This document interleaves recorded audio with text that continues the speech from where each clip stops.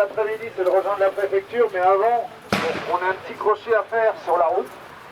Vous imaginez un petit peu, c'est au niveau de la DDT. Donc le plus simple, c'est qu'on se mette un petit peu tous en mouvement. On va rejoindre la DDT et puis leur montrer qu'on est présent aujourd'hui. Donc on aura le temps après de discuter un peu plus là-bas une fois qu'on sera sur place. Donc on va ouvrir le cortège par la voiture, le télesco et les deux plateaux de paille. L'ensemble des tracteurs et voitures vont suivre et puis se stationner sur le boulevard à proximité de la rue Monge. Bien sûr en faisant attention avec la circulation car la voie est encore ouverte. Et puis on se retrouve là-bas, on va décharger la paille et puis on aura le temps de reprendre des discussions. A tout à l'heure, à tout de suite, en bon ordre et en mouvement. Tout le monde sait où est la DDT ?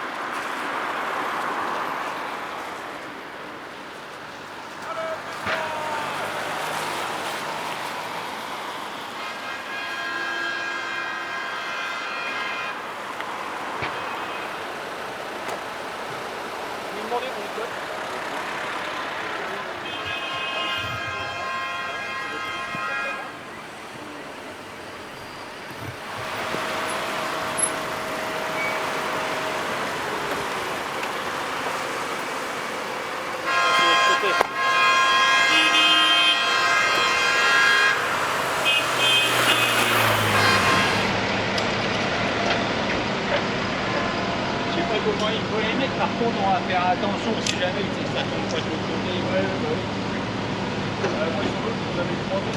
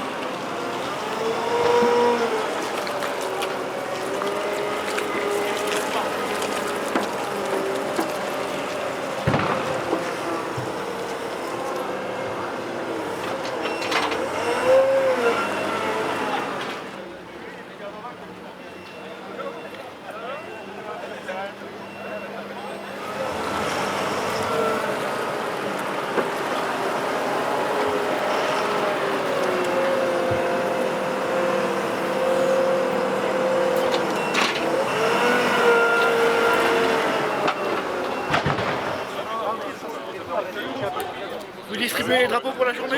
Ouais, c'est ça.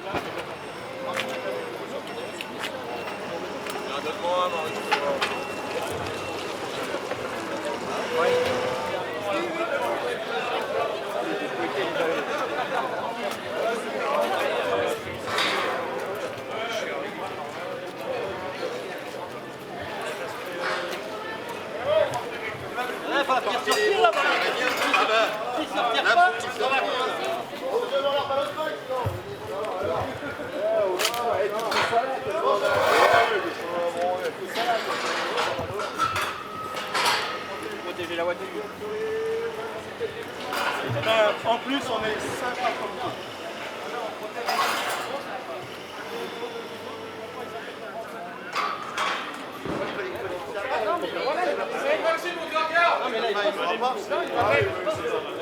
Tu fais de la salle, toi? Ouais, bouge! Non, il va le faire. Il va le faire au même. Mais non, mais pour écouter les gens, c'est exact.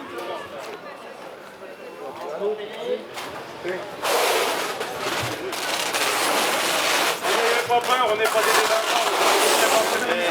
C'est pas les gens de la cité. On n'habite pas dans les cités, nous. Confondez pas les chefs d'entreprise et les délinquants, monsieur.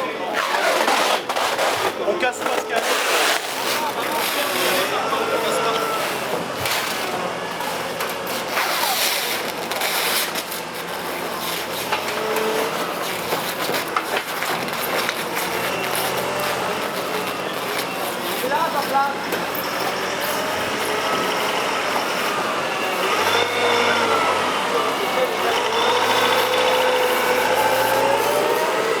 Monsieur, qu'est-ce que ça vous dit quand un policier vous dit pas de dégradation quand même? Et il a raison. Alors que vous êtes en train de Il a raison qu'on n'est pas là pour dégrader.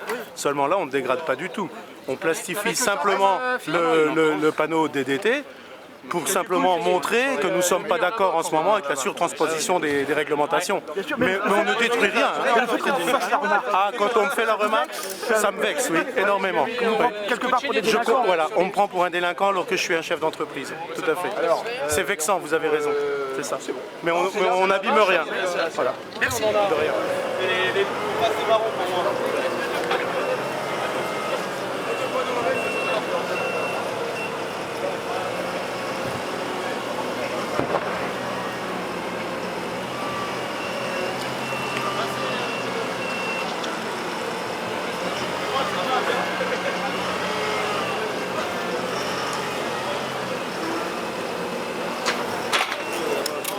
Bah attends. On peut en mettre devant? Parce que si elle tombe, celle-là. Ouais, mais attends. Regarde.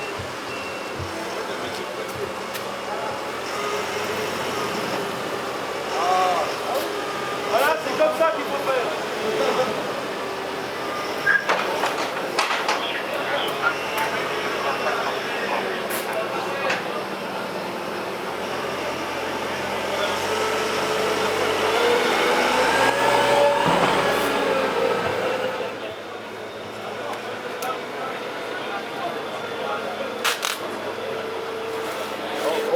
Fabrice, amène le scotch. Ouais, d'accord. Couteau. Mais tout, tiens, je t'en mets à la file si tu veux. Hein? Je t'en mets à la file là si tu veux. Je te mets touche.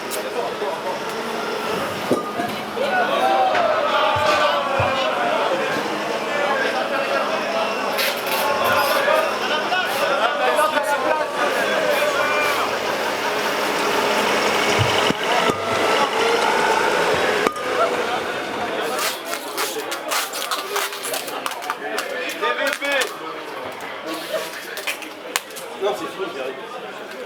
Là, on en met où là? En haut? C'est pas trop. Ah bah ouais, ceux qui habitent là-haut, quand ils descendent des équipages, il a pas de temps.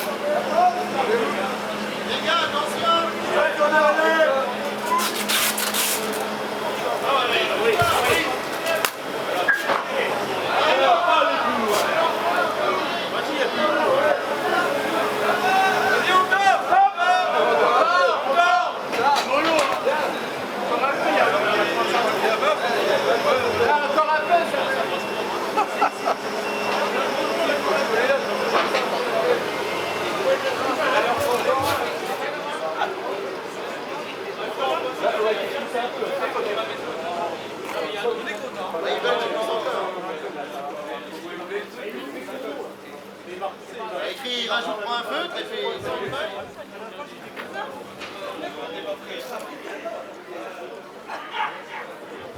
Vous la voulez aussi ou pas? Ouais. N'empêche le pic faire ça, et ben ça déborde. Alors qu'avant, quand on s'en occupe du chemin, ça, c'est bon ou c'est pas bon?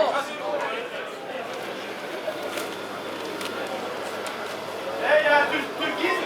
Charles, tu le guides? Attention. Jamais, il reste ça.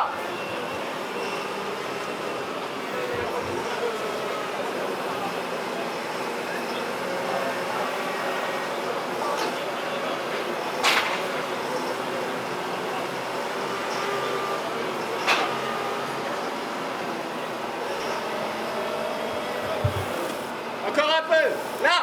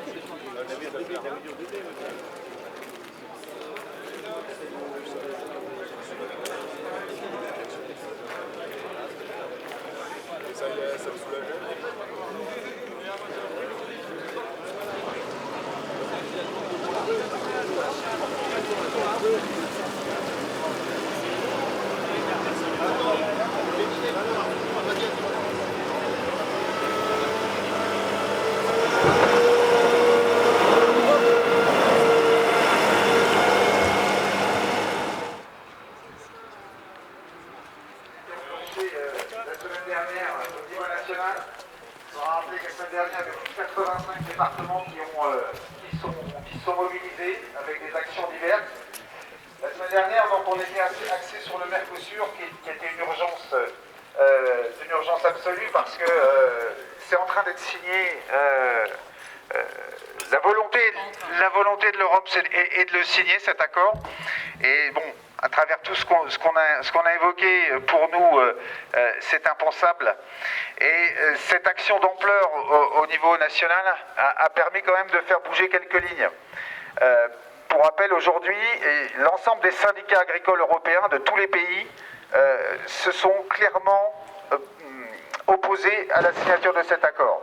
Ce n'était pas forcément acquis, parce que vous l'avez bien compris, dans cet accord, il y a des intérêts nationaux qui priment bien souvent sur les intérêts agricoles, notamment de l'Allemagne, de l'Italie ou de l'Espagne. Ces actions, quand même, avec la concertation de l'ensemble de nos représentants nationaux à Bruxelles à travers le COPA, donc a permis de faire évoluer cette situation d'un point de vue syndical agricole, mais aussi de la position de certains États. On a vu l'Italie, notamment, qui aujourd'hui commence à revenir sur la décision de départ. Donc c'est un mouvement qui est en train de prendre, qui est en train de s'amplifier. On va voir, c'est pas encore gagné, mais les lignes ont bougé.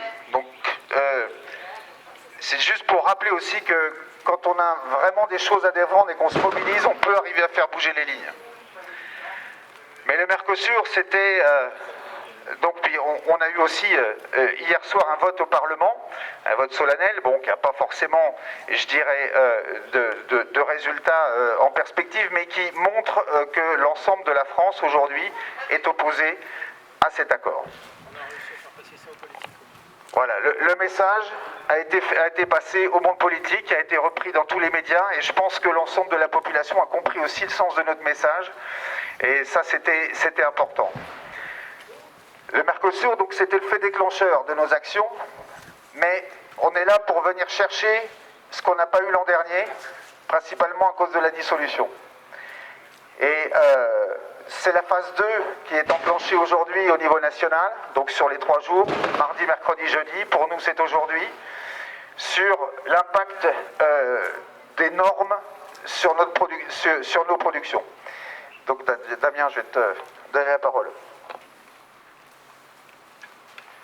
Bien, je ne sais pas si j'ai eu l'occasion de croiser tout le monde et de vous saluer, mais sinon, bienvenue et merci d'être présent aujourd'hui en nombre quand même, avec un certain nombre de tracteurs aussi. Il y en a qui sont venus d'un peu loin. Voilà, la journée d'aujourd'hui s'est axée surtout sur tout ce qui entrave notre métier, tout ce qui nous emmerde au quotidien, quoi. Et donc on avait décidé, puisqu'on avait bâché aussi des pancartes et démonté des pancartes des communes. Alors évidemment, on n'a rien contre les maires des communes, mais on avait symboliquement engagé l'année dernière en retournant les panneaux en disant qu'on marchait sur la tête. Cette année, on enlève ou on bâche les panneaux en disant voilà, maintenant on ne sait plus où on est, on ne sait pas où on va. Et donc on a besoin aussi d'avoir un peu de visibilité sur le long terme. Et donc on avait dit les panneaux, on va les amener à la préfecture parce que tout ce qui est normes, contraintes, etc., évidemment c'est l'État qui nous les met. Et le représentant de l'État dans le département, c'est monsieur le préfet. Et puis vous voyez bien que sur le parcours, on ne pouvait pas passer ici sans s'arrêter quand même. Enfin, je crois qu'il y en a beaucoup qui se seraient arrêtés de toute façon peut-être. Donc non, mais c'est complètement logique qu'on s'arrête ici, où siège la DDT, l'OFB, les contrôles sont organisés depuis ici. Et les normes, donc vous les connaissez toutes, puisque vous les vivez au quotidien, on les a un peu affichées là. Les murs de paille, c'est symbolisant aussi le mur des réglementations, l'empilement des normes, parce que ça s'empile toujours plus avec des normes européennes, et puis en France, on en rempile encore d'autres par-dessus. Donc ça, il y en a ras-le-bol. C'est terminé, on dit stop, parce que depuis cet hiver où on avait bougé, où il manquait déjà beaucoup de choses, où il y a eu des engagements qui ont été pris, on a eu quelques avancées suite à nos mobilisations en début d'année, et puis après, terminé, parce que tout ce qui devait passer par la loi a été stoppé par la dissolution. Donc maintenant, il faut absolument que les choses avancent. Et donc les réglementations, c'est assez simple en fait. On l'a vu la semaine dernière quand on a parlé du Mercosur, en fait, comment on pourrait lutter et vivre de notre métier en étant en concurrence avec des gens qui n'ont aucune norme, qui respectent absolument rien. En plus de ça, c'est le consommateur qui ne veut pas de viande aux hormones, qui veut pas de produits, il y a tout un tas de produits interdits et de modes d'élevage et tout ce qu'on veut là-bas qu'on ne veut pas chez nous. Et donc s'il n'en veut pas chez nous, il n'y a pas de raison qu'on le mette dans son assiette. Donc je pense que le message a été bien compris, Franck l'a redit, avec les politiques, mais aussi, j'espère, les consommateurs. Il faudra sûrement renfoncer le clou, que voilà, tout ce qu'on nous impose chez nous, on ne peut pas lutter contre des importations qui ne respectent rien. Et la difficulté, c'est que au sein même de l'Europe, il y a des moyens de production qui sont autorisés dans nos pays voisins et qui ne sont pas autorisés chez nous. La France veut toujours faire plus blanc que blanc. Donc ça concerne, hier on était sur le terrain à Flony sur des problèmes d'entretien de fossés ou de cours d'eau, parce que la DDT ils ne savent pas trop encore comment on classe un cours d'eau ou un fossé. On a revu ça hier, il a fallu qu'on leur rappelle les règles et qu'on leur rappelle qu'un cours d'eau ça a une définition. Et donc l'État doit appliquer la définition qui a été fixée dans la loi. C'est pas nous qui l'avons fixée, c'est eux, donc ils ont qu'à l'appliquer. Et quand c'est un fossé, c'est pas un cours d'eau. Ça peut pas être les deux en même temps, quoi. Faut quand même comprendre les choses, quoi. Mais ça concerne aussi l'irrigation, les drainages, le ratio prairie, voilà. Alors l'OFB, on a vu tous les problèmes qu'on peut avoir aussi de prédation, de sangliers, de dégâts, mais il y en a d'autres qui sont un peu responsables sur ces sujets-là et qui sont plutôt un peu plus loin là-haut, à la Fédération de chasse quand même. La DDE-TSPP, pareil, sur tout ce qui est bien-être animal, puis là des contrôles qui sont parfois pas très respectueux et qui peuvent mal se finir.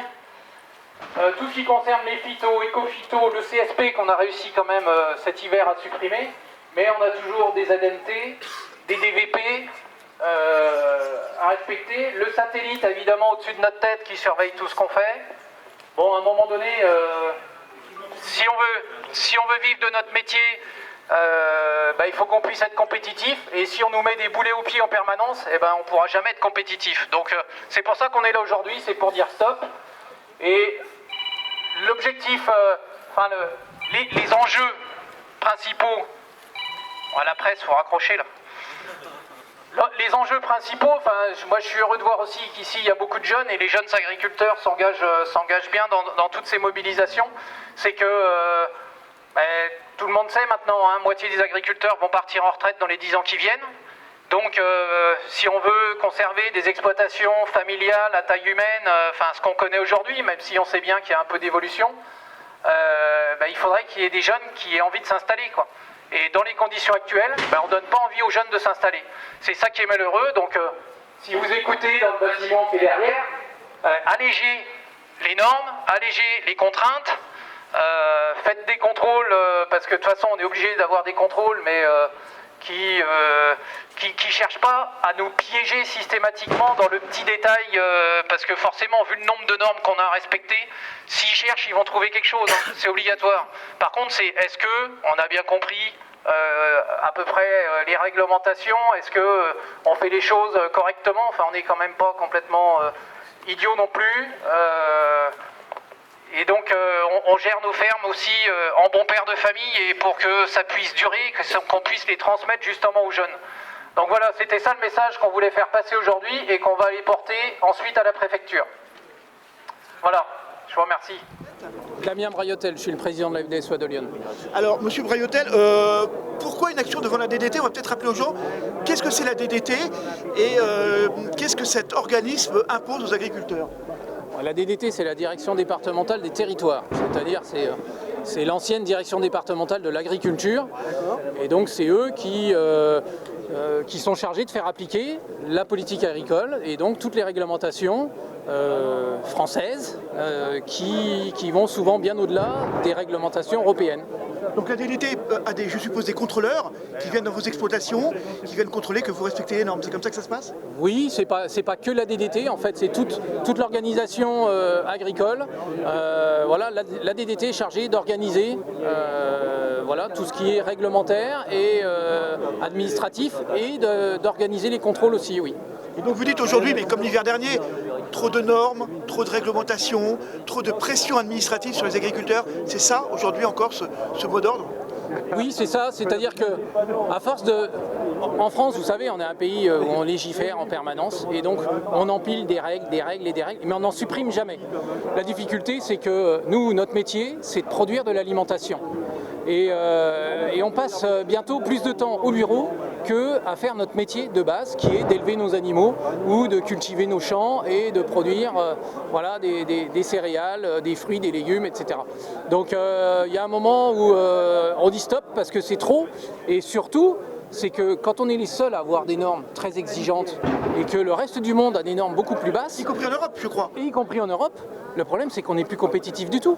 Donc là, on arrive dans toutes les filières, là, il n'y a plus de revenus, il n'y a plus de trésorerie, il y a des fermes qui vont crever et ça c'est pas supportable. Donc il est urgent que l'État réagisse et donc voilà, on est venu s'adresser à la fois au préfet et dans les services qui s'occupent concrètement sur le terrain de ça. Et s'ajoute à ça le Mercosur. Bah, bien sûr, le Mercosur, c'est là aussi, quand l'Europe veut des échanges commerciaux, très bien, mais qu'on lutte à armes égales. Et là, la difficulté, c'est qu'on sait que dans le Mercosur, voilà, la production agricole, en tout cas, ils ont que ça à nous vendre.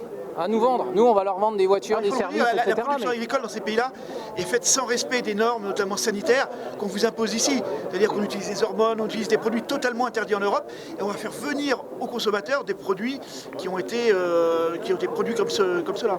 C'est ça, c'est-à-dire que depuis très longtemps, hein, on se rappelle en France, hein, le bœuf aux hormones, on n'en veut pas. Bon, ben, si on n'en veut pas, pourquoi l'importer? Il faut un peu de cohérence quand même. Et c'est pareil avec tout un tas de produits phyto. En France, on ne veut pas de ferme des 1000 vaches. Des 1000 vaches, il n'y en a pas, ça n'existe pas chez nous. Le plus qu'il doit y avoir, c'est peut-être 500. Et là-bas, c'est plutôt par lot de 10 000. Qu'est-ce qu'on veut? Et on sait très bien que les cultures qu'ils font là-bas, l'élevage qu'ils font là-bas, c'est avec la déforestation de la forêt amazonienne qui impacte en plus le climat auquel on est tous confrontés. Et donc c'est pas possible qu'en Europe on dise on va signer des accords pour importer des produits agricoles qui sont produits selon des méthodes dont on ne veut pas.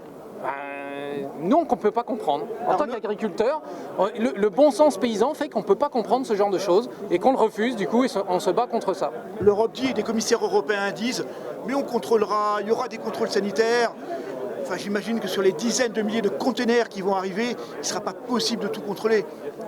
C'est ce qu'on nous rétorque à chaque fois. On va contrôler. Vous savez que les contrôles, ils ne peuvent pas tout contrôler, qu'on laissera passer. D'autant plus que dans la pratique, c'est plutôt le Brésil, l'Argentine qui devront mettre en place les contrôles chez eux. Est-ce qu'on peut réellement leur faire confiance aujourd'hui? J'y crois pas. Et puis, plutôt que de dire on autorise et on va contrôler, à ce moment-là qu'on interdise, c'est plus simple, c'est plus clair et c'est plus cohérent. Alors les actions de cet hiver sont morcelées, hein. Vous faites des actions, puis une petite pause de 8 jours et des nouvelles actions. Est-ce que c'est la bonne formule plutôt que de se lancer dans un conflit, dans un blocage long? Est-ce que vous espérez comme cela tenir peut-être plus longtemps et obtenir les réponses que vous demandez? Écoutez, en tout cas, bloqué pendant des jours et des jours, il y a encore du travail dans les exploitations, hein, ça ne s'arrête jamais de toute façon, donc c'est lourd pour les agriculteurs. On l'a fait un peu cet hiver, on a obtenu quelques résultats, mais le problème c'est les engagements qui pour l'instant ne sont pas tenus, donc on est en train de rappeler les engagements à l'État. Maintenant, si ça n'avance pas plus, rien ne nous interdit d'aller plus loin. Et pour l'instant, on avait dit, sur le Mercosur en tout cas, ce qu'on veut, c'est aussi que le consommateur prenne conscience que ces produits importés, c'est pas ce qu'il veut manger. Je suis persuadé qu'il ne veut pas le retrouver dans son assiette. Le problème, c'est que c'est pas lui qui choisit. C'est aussi la restauration collective, l'industrie agroalimentaire qui va importer ces produits-là et il ne saura même pas ce qu'il mange. Donc c'est aussi pour le protéger. Donc on souhaite qu'il soit avec nous. Si on le bloque et qu'on l'emmerde, il y a peu de chances qu'ils soient avec nous, qu'ils nous soutiennent. Aujourd'hui, on a le soutien global. Oui, on le voit dans la rue, il y a des gens qui klaxonnent, qui crient vive les agriculteurs. Même si vous bloquez un rond-point, les gens sont plutôt globalement derrière vous. Et voilà, donc on souhaite conserver ce soutien. Enfin voilà, on est là, nous, je le rappelle, hein, pour produire leur alimentation. C'est important pour nous, on est fiers de le faire. Et donc c'est pour ça qu'aujourd'hui on n'a pas décidé de bloquer et de foutre le bordel. Peut-être comme d'autres syndicats préféreraient le chaos, mais nous c'est pas notre mode de fonctionnement. Ce qu'on sait, c'est que les négociations, elles n'ont pas lieu dans Lyon, hein. Elles sont à Paris, elles sont à Bruxelles.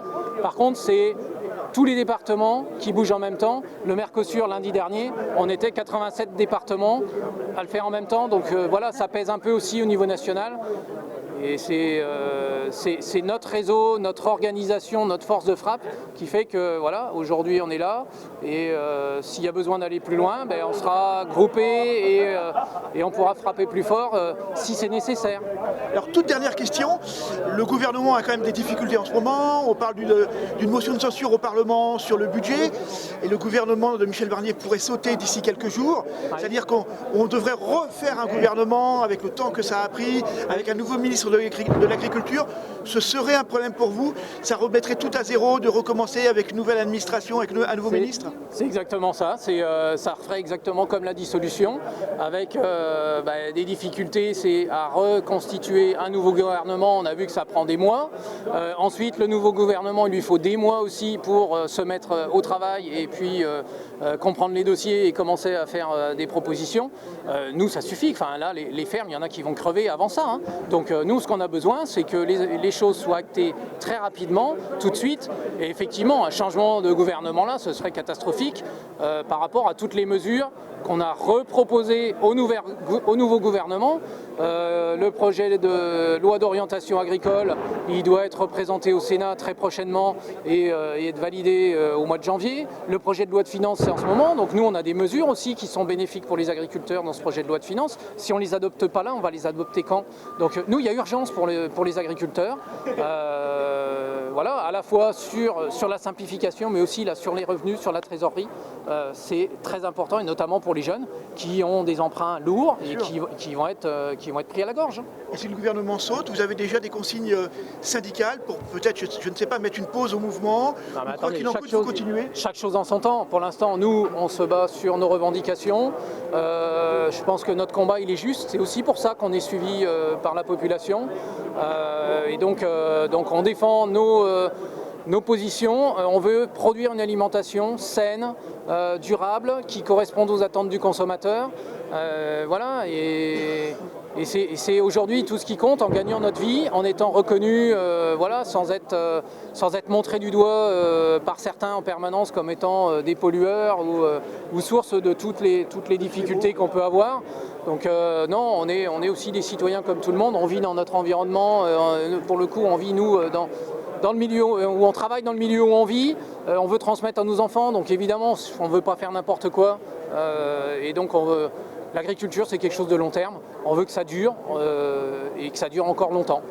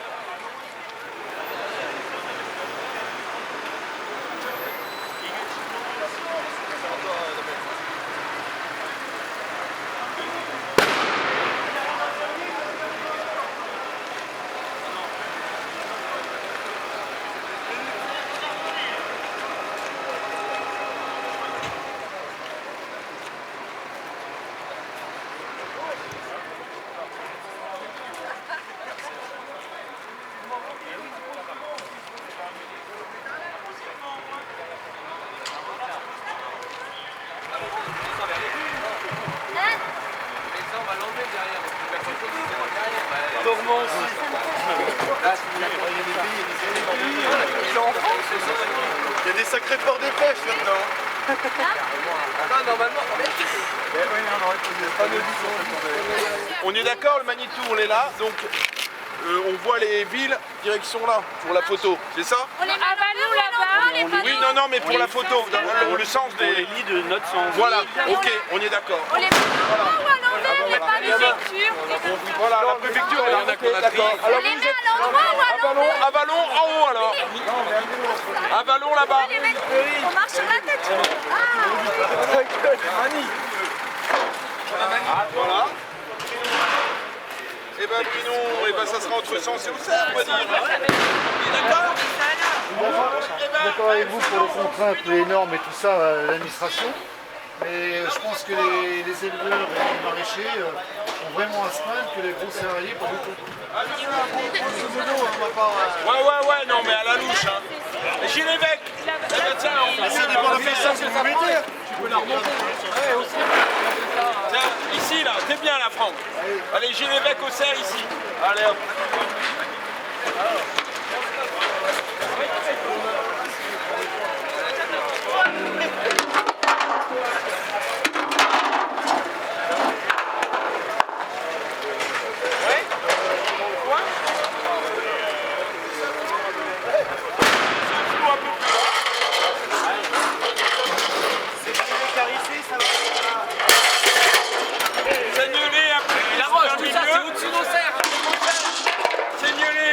Ah oui, c'est à droite.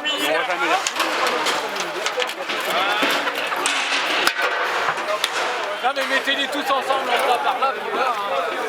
Bon, très bonne la carte. C'est au-dessus d'Auxerre, c'est bon. Non mais on ne lit pas dans le bon sens, là, si, tout dans ce sens-là, d'accord.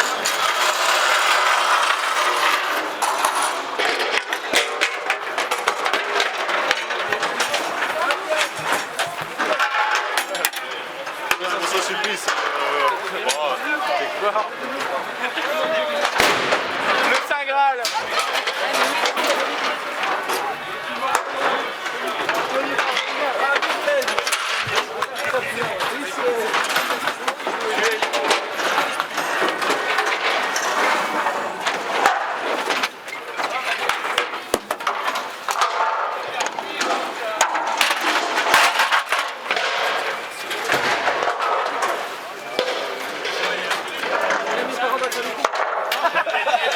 Et nous, ils sont repérés, hein.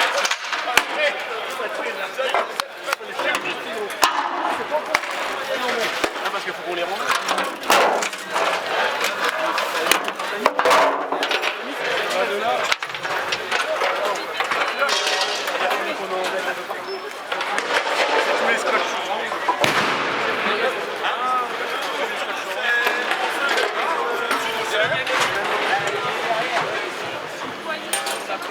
Et bah c'est à droite dans le Chablisien, t'es au cerf, ici. On met une série pour qu'on les emmène plus haut, là. C'est une légalité pour qu'on les... Ah bah non, mais ça ils ont pas été mis hein. Ouais, voilà. C'est mieux.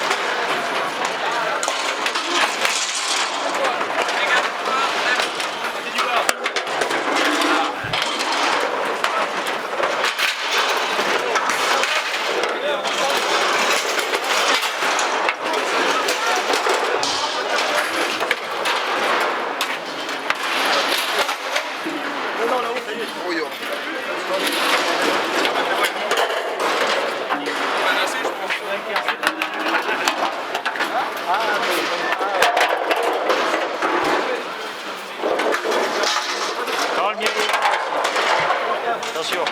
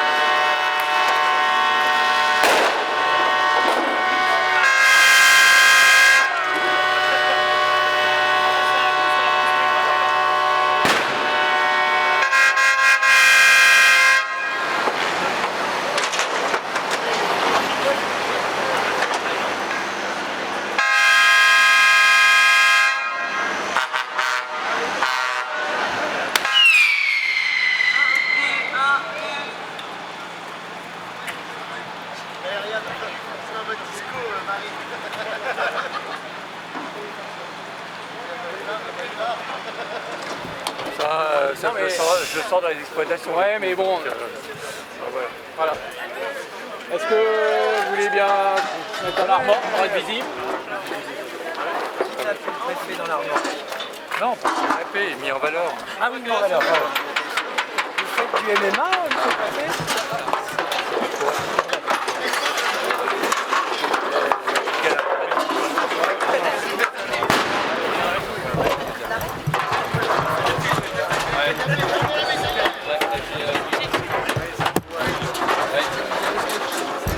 Bien, vous pouvez approcher un peu si vous voulez entendre, participer à la discussion aussi, c'est l'objectif.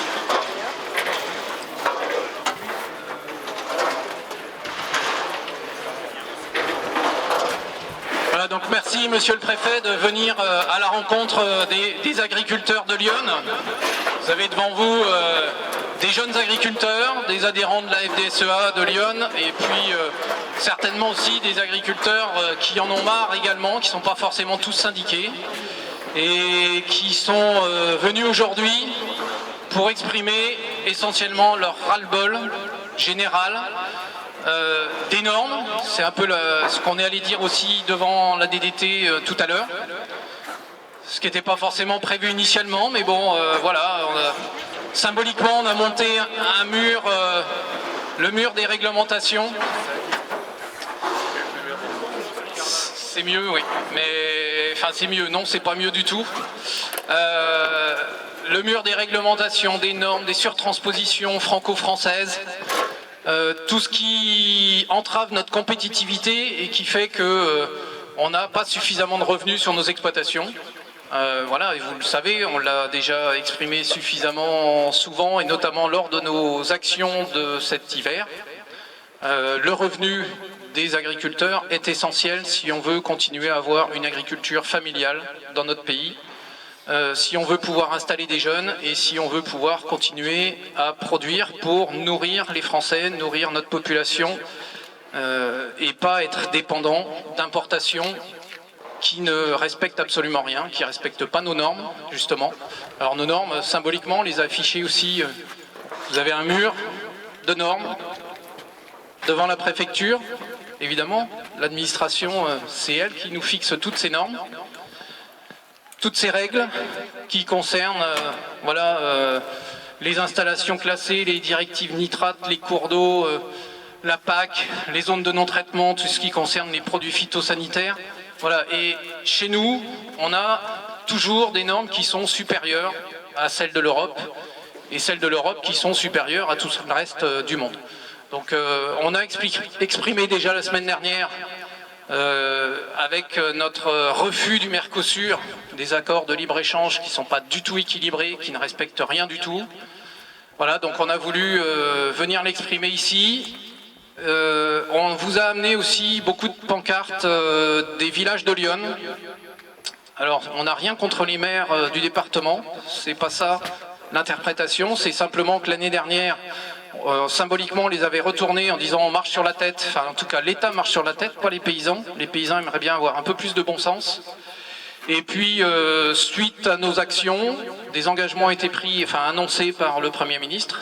Et depuis, tout le monde sait que la dissolution a tout arrêté, que tous les projets de loi et les engagements qui ont été pris jusqu'à maintenant n'ont pas été respectés, enfin partiellement en début d'année, mais depuis la dissolution, le temps de reconstituer un gouvernement et puis le temps qu'ils se mettent en route, et ben on n'a toujours rien. Bon, ben on n'a plus de micro.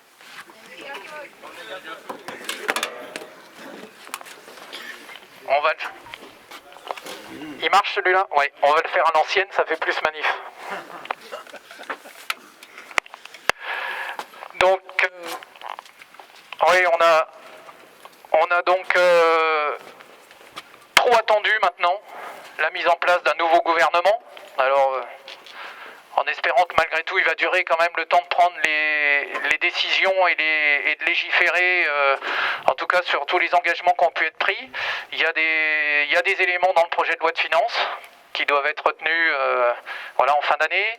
La loi d'orientation agricole a été votée à l'Assemblée nationale au mois de mai, devait passer au Sénat au mois de juin. Ça a été repoussé. On nous dit maintenant fin décembre ou le mois de janvier. Et à chaque fois, on repousse. Mais nous, on ne peut plus attendre. On a en plus vécu une année très compliquée, avec des récoltes mauvaises, voire catastrophiques. Vous le savez, vous êtes allés aussi dans les exploitations. Et donc, les trésoreries sont exsangues. Les revenus, il n'y aura pas de revenus. Enfin, si on prend les chiffres annoncés par le CER France, c'est des revenus négatifs, en tout cas en grande culture sur 2023. Ça va être encore plus négatif sur 2024. Et donc, on ne peut pas continuer comme ça. Et surtout, la perspective d'avenir, pour continuer à produire, à nourrir et à installer des jeunes, c'est ça qui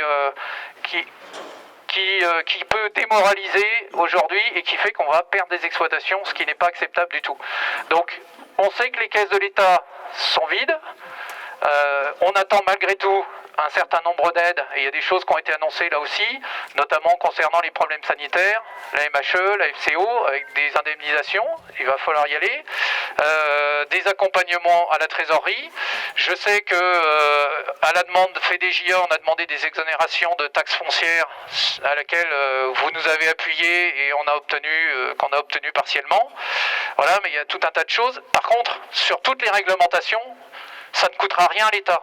Au contraire, il y a plein de choses qu'il faut alléger, qu'il faut simplifier. Et on a certainement besoin dans ce pays d'un peu moins d'administration. On sait bien qu'on est champion du monde de l'administration, on n'a pas l'école nationale de l'administration pour rien dans notre pays. Malgré tout, il y a sûrement trop de monde, trop de règles, trop de contrôles. Et donc, moi, ce que je vous propose, c'est aussi qu'on allège le coût pour l'État en allégeant les réglementations et les contrôles. Voilà, je ne veux pas être beaucoup plus long, simplement pouvoir permettre aussi d'échanger avec les agriculteurs qui sont là, qui ont certainement des choses à vous, des remarques à vous faire ou des questions à vous poser. Et n'hésitez pas, si monsieur le préfet est venu à notre rencontre, c'est aussi pour ça.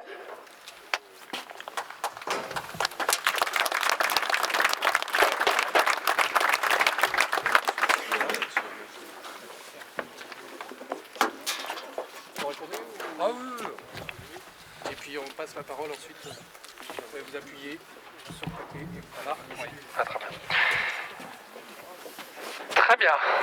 Bon, c'est la deuxième fois que je viens à votre rencontre. La fois dernière, c'était sur la place. Vous vous souvenez des Cordeliers.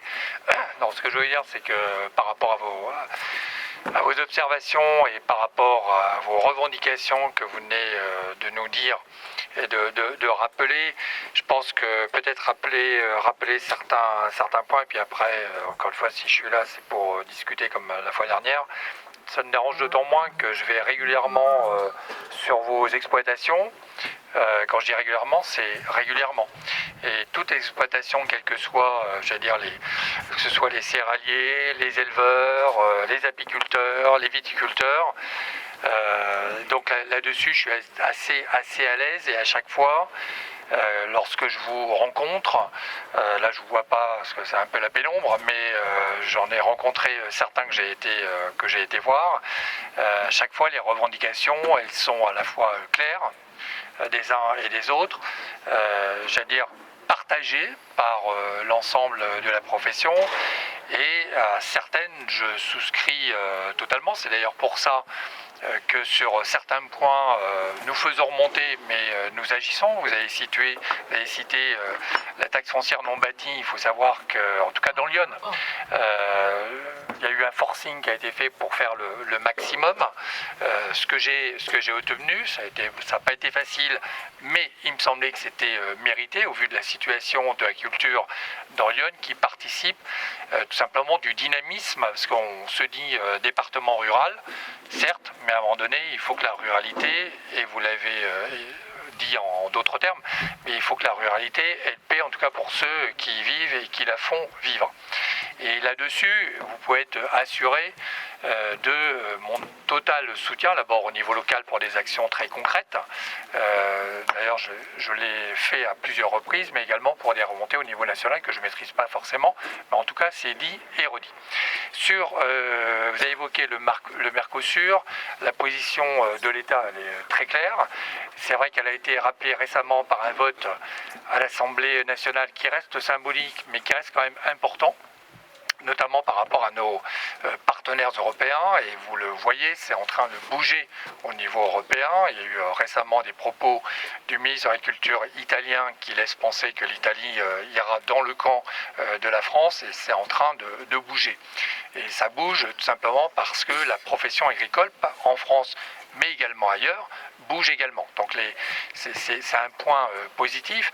Cela étant, je ne veux pas évidemment faire une douche froide, mais les règles européennes étant ce qu'elles sont, pour le moment, ce n'est pas un vote acquis. Le fait de repousser, de reporter l'accord en vue de nouvelles négociations, et notamment, et vous l'avez évoqué à juste raison, et d'ailleurs ça a été dit par le Premier ministre, par rapport à ce qu'on appelle souvent la clause miroir, et qui vous met en difficulté en termes de concurrence. Moi, plutôt que parler de clause miroir, je vous l'avais dit l'année dernière, parce que clause miroir, très honnêtement, ça ne parle pas forcément à ceux qui ne sont pas du monde agricole et qui ne sont pas concernés par les problèmes. C'est tout simplement le principe de réciprocité et d'égale concurrence. Et l'Union européenne repose sur l'égale concurrence. C'est ça le principe. Et ça parle davantage, en tout cas, au-delà du monde agricole, et je pense que c'est un point important. Sur la réglementation ou la surréglementation que vous évoquez, la surréglementation, elle est en partie liée, c'est vrai, à l'Union européenne, c'est vrai également aux normes françaises qui sont plus drastiques que certaines normes européennes, et on le voit avec notamment certains produits venant de ce qu'on appelait autrefois l'Europe de l'Est, mais pas que seulement, on peut également citer l'Espagne et l'Italie. Ça, c'est un problème interne à l'Europe, c'est pas lié forcément uniquement à un problème interne à la France, c'est un problème européen, et là-dessus, je crois savoir, c'est même sûr, que le gouvernement actuel, le gouvernement Barnier, est relativement mobilisé, pour ne pas dire très mobilisé, sur le sujet. Et puis je terminerai, et puis je vous laisserai, parce que l'idée c'est plutôt de discuter, et je répondrai évidemment et volontiers à vos observations, ou vos questions, ou même vos critiques.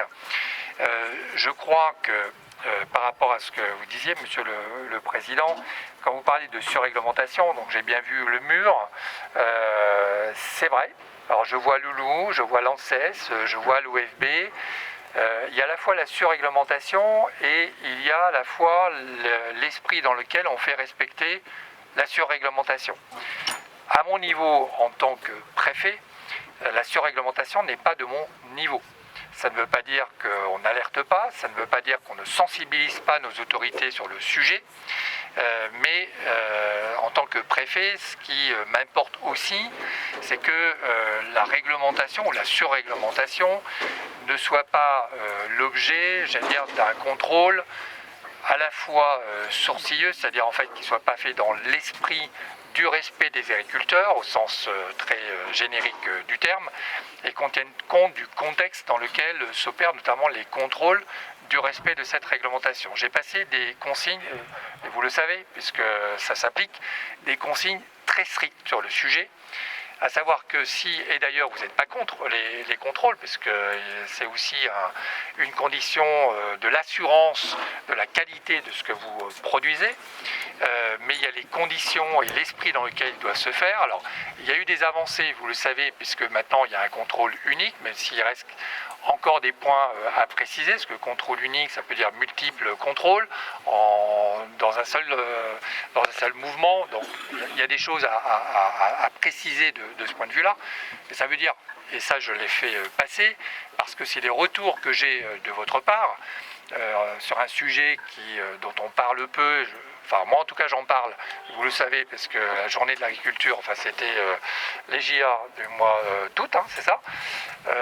Je l'ai dit très clairement, il y a un moment donné, vous produisez des choses, mais à un moment donné, il y a le respect aussi de l'agriculteur et des conditions dans lesquelles vous travaillez. Et je crois que de ce point de vue-là, nos agents, on va dire les agents inspecteurs et contrôleurs, doivent aussi s'imprégner des difficultés que vous avez au quotidien et donc tenir compte de cet élément dans on va dire les modalités du contrôle. Aujourd'hui, il y a trop de retours que j'ai, enfin trop, c'est pas qu'il y en a trop, mais il y en a, à mon avis, il y en a trop pour moi, des contrôles où vous êtes mis en accusation, avant même de mettre le pied sur l'exploitation. Il y a donc un respect également de votre profession et de ce que vous faites.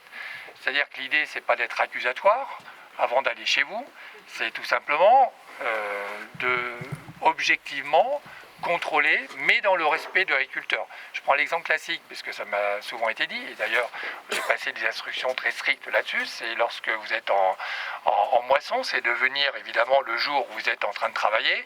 Ça, enfin, je veux dire, on le dit souvent, mais ça va mieux en le disant, c'est le bon sens de ne pas le faire. Le bon sens également, et là-dessus j'ai passé aussi des consignes très strictes, c'est d'avertir les agriculteurs. Ça ne sert à rien d'arriver par surprise pour prendre à défaut les agriculteurs. Ça ne sert strictement à rien. De même, j'ai demandé, vous le savez, parce que c'est ce qu'on avait négocié, enfin ce que j'avais proposé en janvier ou en février de l'an passé, il y a un moment donné, cette relation de confiance, il doit y avoir une relation de confiance et non pas de défiance. Encore une fois, vous n'avez pas affaire à des procureurs en face de vous. Ça, je crois qu'il faut être très clair, et je l'ai dit très clairement aux agents via les services. Il doit y avoir tout simplement, encore une fois, un respect. C'est la raison pour laquelle désormais, que ce soit pour les agriculteurs, mais également, je pense, aux éleveurs, et notamment aux éleveurs d'ovins, qui se font l'objet d'attaques de loups. J'ai demandé à ce que même les constats, et pas simplement les contrôles, et ça j'ai décidé il y a une semaine, qu'il y ait systématiquement, c'est pas grand chose, vous allez me dire, mais au moins c'est à mon niveau, donc je le fais. Et il y a peu de départements, voire pas de départements qui le font. En réalité, c'est nécessairement un questionnaire d'observation, une fiche d'observation, afin que ça nous revienne systématiquement et que nous, on puisse agir concrètement auprès des personnes qui vous contrôlent. C'est-à-dire, vous n'avez pas besoin de cow-boys dans vos exploitations. Voilà ma pensée. En banlieue, les voilà ma pensée. C'est ce que je suis en train de vous dire. Voilà ma pensée profonde. Et ça, ce sont des actes concrets. C'est-à-dire qu'on le met en place. Et si, effectivement, ce n'est pas respecté, nous, on en tient compte. Ce que j'ai souhaité, et je vous le dis, mais je pense que ça a été dit par vos présidents respectifs, JA et FDSEA, ce qui a pu interroger derrière certains d'entre vous. L'idée, c'est pas de remettre le questionnaire à celui qui vient de vous contrôler. Ça, j'en veux pas. L'idée, c'est de remettre le questionnaire directement à la DDT. C'est-à-dire que nous, on puisse contrôler et que ça ne passe pas par le contrôleur. L'idée, c'est pas d'avoir une défiance du contrôleur, c'est d'avoir une réalité, en tout cas une relation de confiance et être sûr que ce soit traité. C'est ça le sujet. Donc voilà. Donc sur la réglementation, sinon, et vous le savez, la réglementation nationale, quand vous parlez de surréglementation, en réalité, c'est lié à des politiques publiques qui sont définies par vos gouvernants, par la majorité, en tout cas, du peuple qui décide d'envoyer une majorité à l'Assemblée nationale. On peut ne pas être d'accord, on peut la contester, mais en démocratie, c'est la règle de la majorité. Et cette réalité-là, et je pense notamment à toutes les normes qui sont données, qui sont en tout cas émises par l'État, c'est en partie lié aussi à une surréglementation imposée par Bruxelles. Encore une fois, loin de moi de rejeter sur Bruxelles toutes les problèmes qui concrètement vous vivez dans vos exploitations, mais il se trouve que plus il y a la réglementation européenne, plus il y a la réglementation française. Ensuite, les politiques publiques, on est engagé dans une transition écologique. Je ne parle que de cet aspect-là, mais on pourrait en parler d'autres.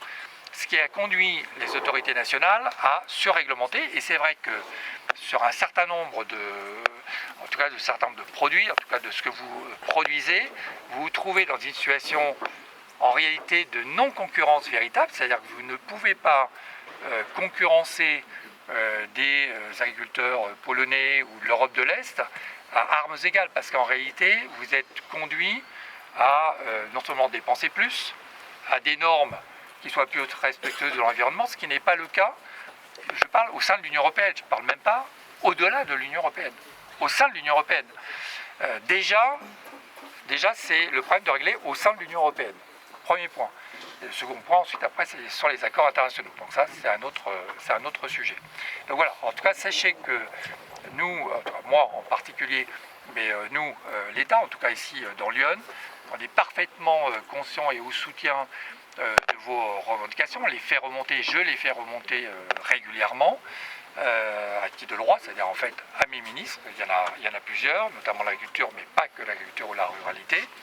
Et c'est quelque chose que je suis tout particulièrement. Et dernier point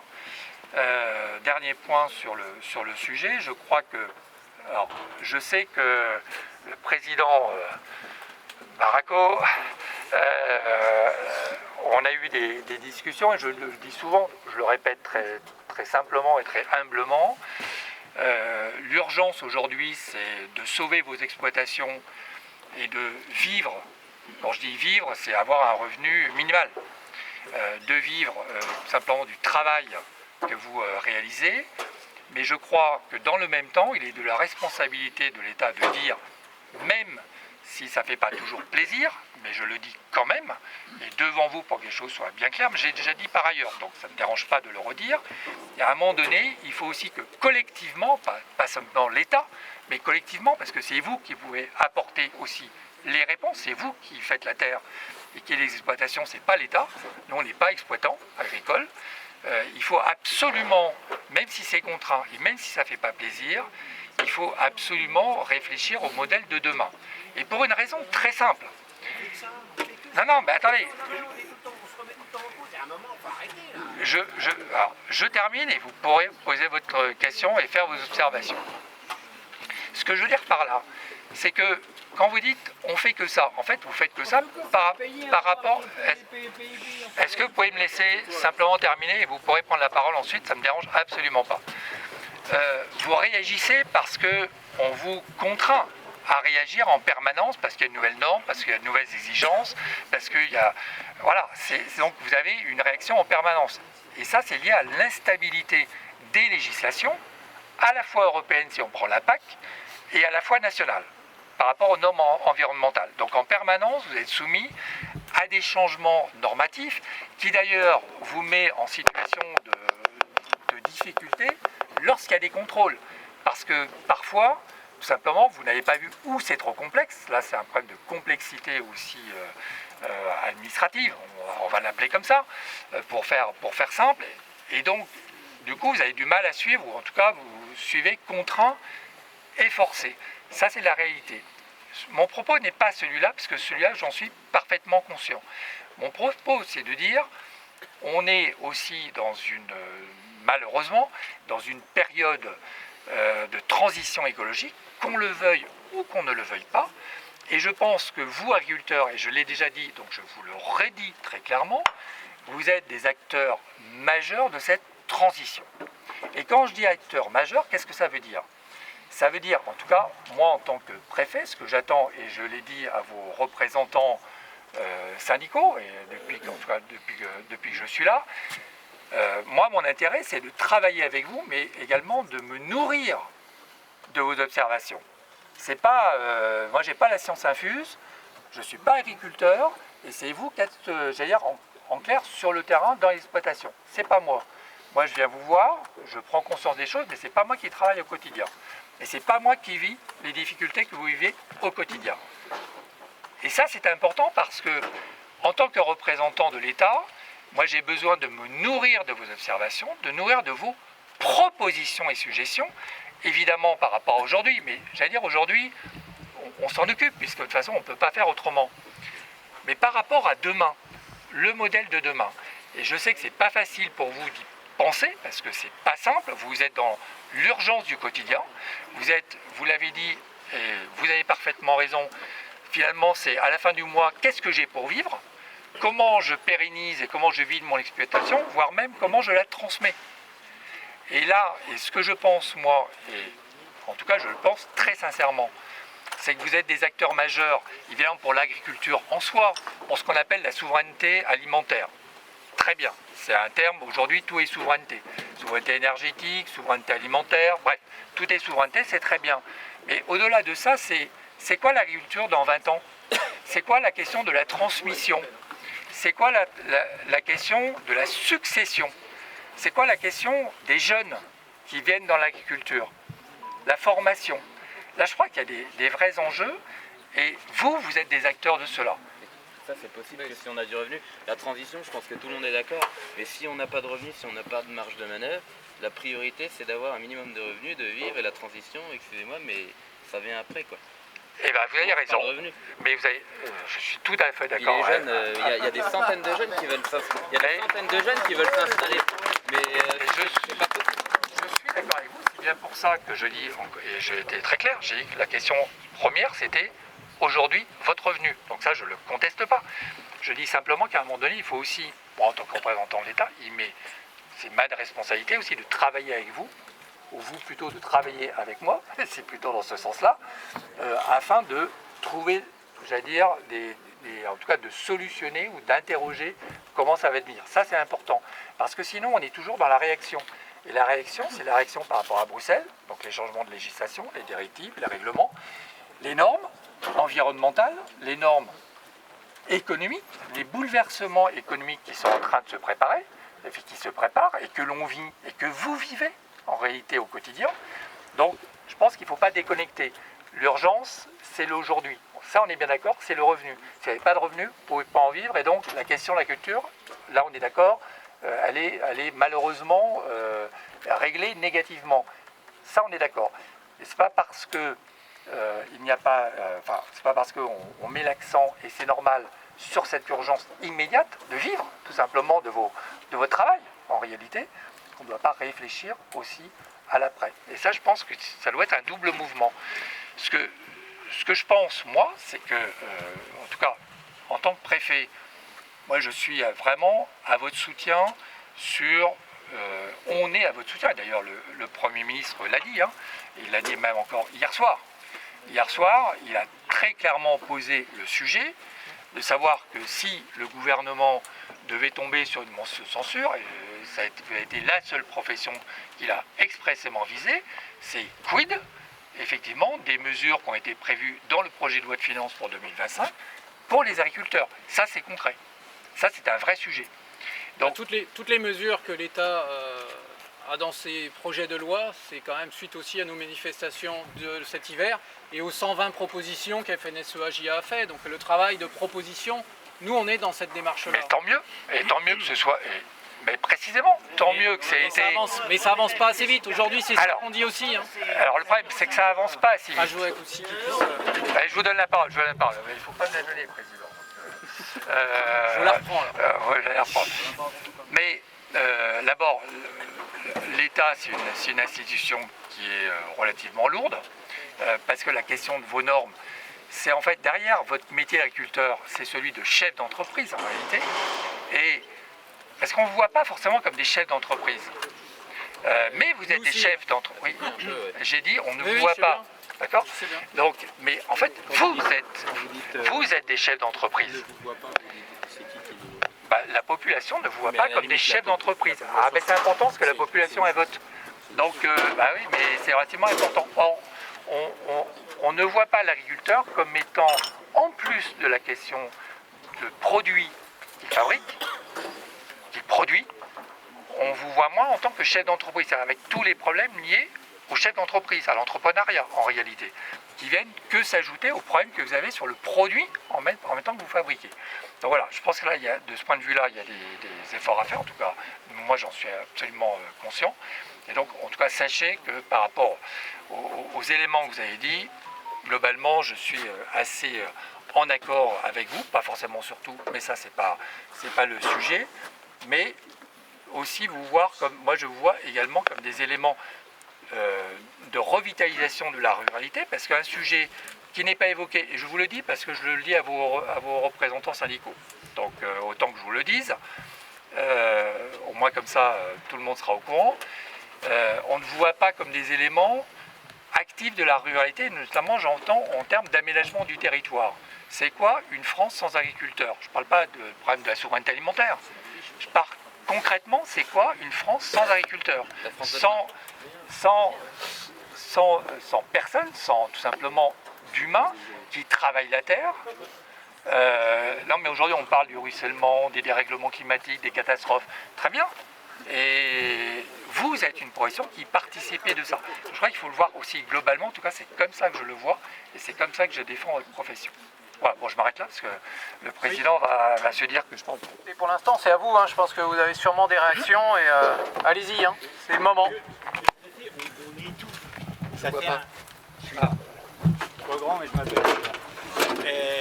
On étouffe. Ça fait 1 an. On est sorti il y a 1 an. On a refait du boulot. On a eu une année. Vous êtes venus dans les exploitations compliquées. On n'en peut plus en fait. On est là, on nous dit, les présidents nous disent, ne cassez pas, faites pas, on n'a pas envie. Mais il y a un moment, il va falloir qu'ils nous entendent là-haut. Parce que c'est quoi? C'est des cordes, c'est qu'on arrête. Moi j'ai 43 ans. Je suis installé hors cadre familial, je ne sais même pas si je vais aller au bout. Et les JA, il faut qu'ils y aillent. Mais si nous déjà, on ne sait pas si on va aller au bout, c'est même pas la peine. La ruralité, tout ce que vous dites, il n'y a pas de souci. On vous entend, vous nous prêchez la bonne messe. On est d'accord avec vous. Mais qu'est-ce qu'en haut ils font? Ils font rien. Voilà, on dit un peu à gauche, un peu à droite, et nous, bah, pareil, on attend vivement le mois de mars, le 15 février, qu'on retourne dans les champs et qu'ils nous cassent plus les pieds jusqu'au 15 novembre. Et ça on n'en peut plus. Quand vous dites, vous avez des contrôleurs, vous êtes pris comme des bandits, on est chez nous, on n'est pas, je vous dis, les banlieues et tout ça, on la regarde plus la télé. Les gars, ils ont pas de casque, ils sont sur des mobylettes, et eux, on leur dit rien. Les gendarmes, ils restent au bout. Nous, les gendarmes, ils viennent chez nous, ils nous parlent. Il n'y a pas de problème. Hein. Et aujourd'hui, l'année encore plus compliquée, je vais vous dire, les normes, ce qui est embêtant cet été, on n'a pas pu épandre les fumiers. Nous, on est céréaliers, on fait de l'échange paille-fumier. On n'a pas pu y aller parce qu'on s'embourbait. Aujourd'hui, le fumier, il est au bout du tas et au bout du champ. On est au-delà des 9 mois de stockage. On ne peut toujours pas aller faire. On fait quoi? Le jour où le gars il va venir contrôler, on fait quoi?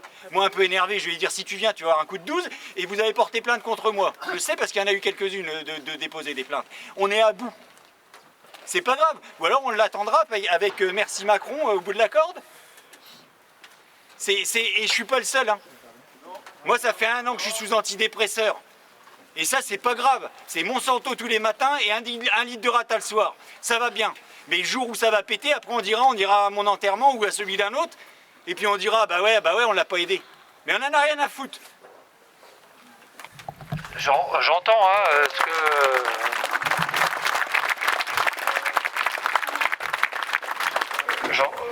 D'abord, j'entends, je comprends, et alors peut-être éclairer le monsieur, parce que du coup j'avais du mal à lui parler, parce que je suis un peu aveuglé par... je comprends absolument ce que vous dites, parce qu'à chaque fois, et puis vous pourrez en discuter avec ceux que j'ai été voir, ils peuvent en témoigner, systématiquement, je dis bien systématiquement, j'évoque un sujet avec vous, directement, c'est la question, ce que j'appelle de la santé mentale, mais ça fait un petit peu peur, mais c'est la question de l'état psychologique, et je crois même avoir parlé à votre réunion du mois d'août, une question dont on ne parle plus aujourd'hui, je veux dire dont on ne parle plus sur la place publique, j'entends, c'est la question du suicide des agriculteurs. Je crois que c'est un vrai sujet. Moi, je l'ai évoqué dans le cadre d'une note de synthèse. Pourquoi ils se suicident? C'est ça le problème. Mais il faut parler du fond du problème. Hein. Mais je sais. Mais ce que je veux dire, c'est qu'il faut en parler. Aujourd'hui, par rapport à il y a quelques années, on en parlait beaucoup. Aujourd'hui, on n'en parle plus. La réalité, c'est qu'elle n'a pas changé. Oui, mais je peux m'exprimer, voilà. Ce que je veux dire par là, c'est que si on n'en parle pas publiquement, et moi je le fais remonter parce que c'est un état de détresse qui est quasiment dans toutes les exploitations. Là, on a la FCO pour les éleveurs, pour les ovins, on a les viticulteurs, on a maintenant la grippe aviaire, enfin bref, il y a toujours quelque chose. Alors une année, et vous me le dites, une année ça va, 2 années ça peut aller, mais il y a un moment donné, ça va plus parce qu'en plus vous avez question de l'endettement, enfin bref, tous ces sujets-là. Et ça, je pense que c'est à remettre au cœur de vos revendications parce que c'est un élément central, et ça on a déjà parlé ensemble, hein. C'est un élément important. Alors ça va pas régler tout, mais il faut aussi le reconnaître parce que ce que vous exprimez, monsieur, je ne vous vois plus. Il est un peu grand le monsieur. Voilà, c'est ça. Ça c'est le monsieur directeur de cabinet du maire qui est trop grand. Donc, ce que vous dites là, mais c'est une réalité, mais c'est bien de l'entendre. Le seul truc, c'est que je l'entends malheureusement quasiment à chaque fois que je vais dans une exploitation, quelle qu'elle soit. Il n'y a personne qui réagit, c'est ce que les collectifs vous disent. Nous, on est au bout. Et si vous voulez, il y a un moment, mais on vous le dit, vous l'entendez, mais voilà, et on sort de chez nous. Donc avant on avait trop de tracteurs, maintenant on a des trop gros tracteurs. Ben, je veux dire, c'est partout, ça va jamais. Donc on est français, je sais qu'on est des Gaulois, mais ça va, on peut plus en fait. C'est la boule au ventre quand on se lève le matin, c'est la boule au ventre le soir. Faut payer les factures, faut se faire engueuler par le machin. Votre femme a dit bah t'es pas là et ce week-end t'es invité chez les copains, t'y vas pas parce que t'as quand même le droit d'avoir une vie. Et il pleut pas. Et aujourd'hui on est là, on est plutôt cool je trouve. Hein voilà, il y a eu un petit problème là-bas, mais bon, faut mettre de la ferraille dans le béton. Mais et nous on n'en peut plus. Et qu'est-ce qui va se passer? On n'est pas des feignants, on va arrêter.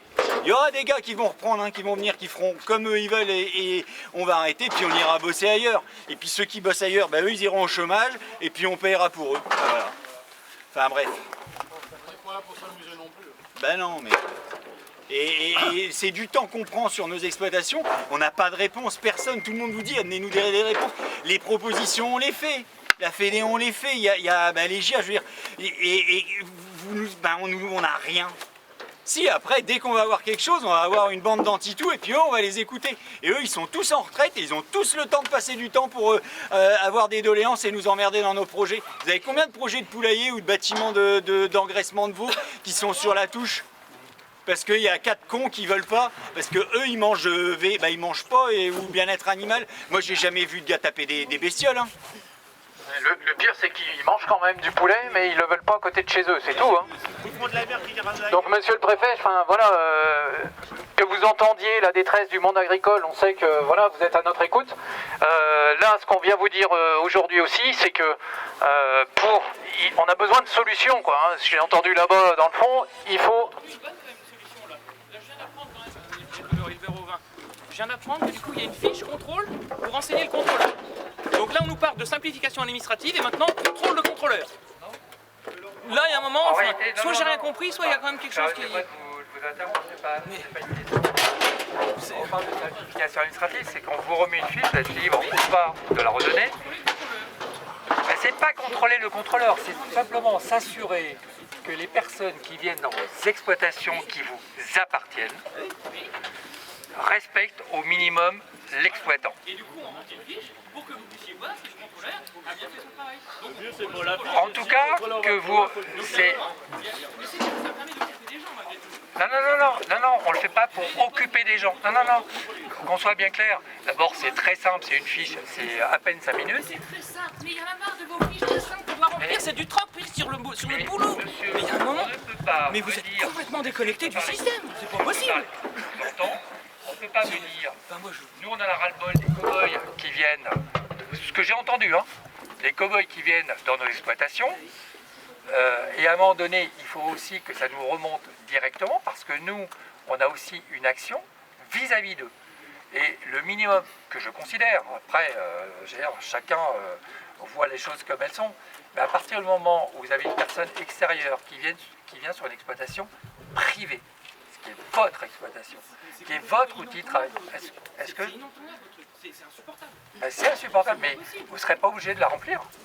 Ah bah oui, et puis du coup, comme ça, si ça se passe pas bien avec le contrôleur, vu qu'on n'a pas rempli la fiche, c'est tant pis pour nous. Eh ben non, c'est pas tant pis pour vous, c'est que nous, on a intérêt à ce que les personnes qui viennent effectuer du contrôle respectent la personne qui est contrôlée. C'est à vous de le contrôler, c'est pas à nous ça. C'est pas à nous de remplir la feuille pour le contrôler. Est-ce que les services, mais on ne marche pas sur la tête. Vous voyez, c'est pas... Écoutez, on a droit d'être... Vous auriez dû prendre plusieurs cordes déjà, là, qui est distribué. On a droit d'avoir... Pas de problème. Non mais les divergences, mais... On ne peut pas me dire, chez moi, ce sont des cow-boys qui ne me respectent pas, ils viennent sans prévenir, ils sont à la limite du respect de votre travail, etc. Et d'un autre côté, une fois qu'ils sont dans votre exploitation, pourquoi on les autorise à venir chez nous? mais parce qu'on les autorise dans le cadre... On les autorise dans le cadre d'un contrôle, c'est pas l'État qui fixe les normes qui doivent être contrôlées. Non, je parle du préfet. Nous, on applique les choses. La DDT, elle applique les choses. Donc c'est pas nous qui le déterminons. Mais le minimum qu'on puisse faire, c'est lorsqu'il y a des contrôles, le minimum, c'est de respecter l'exploitant. Et que les choses se passent au minimum normalement. Ça, je pense que c'est important. Et de ce point de vue-là, on ne peut agir, nous, concrètement, sur ces personnes que si on a des informations qui viennent directement de l'agriculteur. Bah si. Bah non, parce que sinon on ne peut pas le savoir. On peut pas reprendre encore plus du temps sur notre temps de travail pour faire le boulot pour aller dénoncer un... Bah non, mais il y a un moment. Après on va trouver un contrôleur du contrôleur du contrôleur. Sur le temps de travail, je vais vous répondre. Sur le temps de travail, je vais vous répondre. En janvier-février, avec les organisations syndicales, j'ai demandé par rapport à la question de la simplification, par rapport à la simplification administrative ou la complexification des dossiers. J'ai demandé à ce qu'on change de paradigme pour agir au niveau local, parce que moi je suis préfet, je ne suis pas ministre. Et je ne suis pas législateur non plus. Et l'idée, c'était de dire, on inverse le paradigme pour travailler sur ce que j'appelle le temps administratif. Le temps administratif, c'est quoi? C'est du temps que vous passez sur les dossiers, à remplir, à envoyer, à vérifier, et j'allais dire à angoisser pour savoir si votre dossier est bien complet, sans savoir que vous avez forcément un retour de l'administration. Bref, vous connaissez parfaitement la chose. Et ce temps administratif, lorsque je vous interroge directement, c'est entre, alors ça dépend évidemment de ce que vous faites, mais c'est entre 15 et 25%, on va dire une moyenne de 20%, à peu près. Ce qui est énorme, c'est énorme par rapport, c'est ce que je dis, c'est énorme par rapport à la productivité, c'est énorme par rapport aux revenus que vous n'avez pas par définition, parce que vous remplissez des choses. Et un élément également où je pense que c'est important, c'est par rapport à votre vie personnelle, par rapport à votre famille, par rapport à votre vie de tous les jours. Ça, je l'ai demandé. On a envoyé aux organisations syndicales, et je le dis très clairement à M. Braillotet et M. Baraco, on a envoyé un questionnaire, on n'a pas eu de retour, c'est un peu compliqué. Donc là, on a relancé quelque chose de plus simple, afin de déterminer ensemble les secteurs où vous passez le plus de temps. Je ne parle pas de complexité, mais là où vous passez le plus de temps. Envoyez, non, mais là où vous passez le plus de temps. Et on va laisser les cloches. Mais ce qui est attendu, c'est pas simplement sur le temps administratif ou autre, c'est aujourd'hui c'est trop. C'est l'empilement de normes qu'on a fait devant la préfecture ou devant la DDT. Il y a plein de choses qu'il faut simplifier, il faut qu'on ait moins de choses à vérifier. C'est pas simplement le temps passé à l'administratif. Je sais pas s'il y avait d'autres remarques.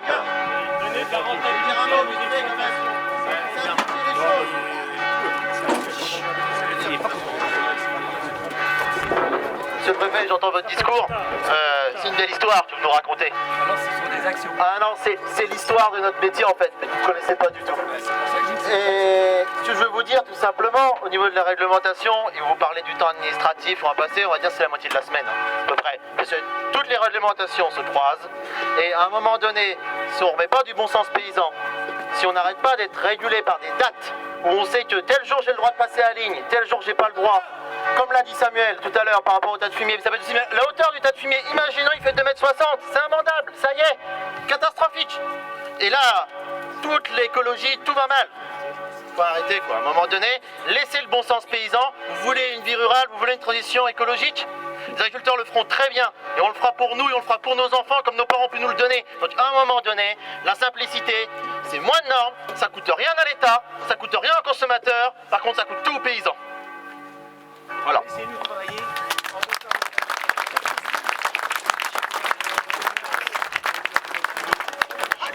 Juste un petit mot. Vous parliez tout à l'heure du modèle agricole. Alors le modèle agricole, il y a des modèles agricoles. Le seul point commun qu'il y a entre tous là, tout qu'on est là, et toutes les agricultures françaises, c'est que c'est un modèle familial, ce sont des TPE. Et vouloir imposer des normes quasi Céveso à des TPE, à des entreprises individuelles que nous sommes, ça ne pourra pas aller. On les subit depuis des années, aujourd'hui c'est la goutte d'eau, on n'en peut plus. Donc le modèle que vous me demandez d'imaginer, soit on garde notre modèle familial de TPE, mais là on ne pourra pas assumer l'ensemble de ces normes, de ces contraintes permanentes. Ça n'ira pas au bout. Soit on continue dans la lignée actuelle, parce que vous savez, la réglementation, elle se nourrit de la réglementation. Et d'année en année on en remet, et d'année en année on en remet. Et bien là il faudra une entreprise type Céveso, avec des responsables qualité, des responsables administratifs, des responsables réglementation. Mais là, c'est plus du tout un modèle familial. Donc, notre modèle, on veut bien y réfléchir. Mais à un moment donné, on ne pourra pas tout faire. Le grand écart, on le fait depuis assez longtemps, et aujourd'hui, on ne peut plus le faire. Bravo, Franck.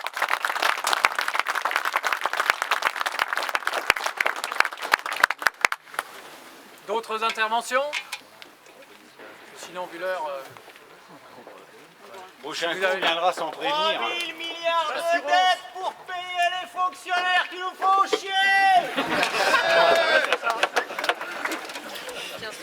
Il a assisté à la préfecture pour son choix.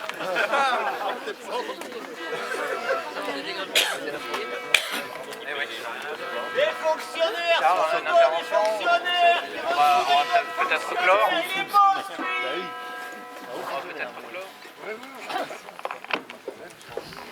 Bon, bah écoutez, ouais.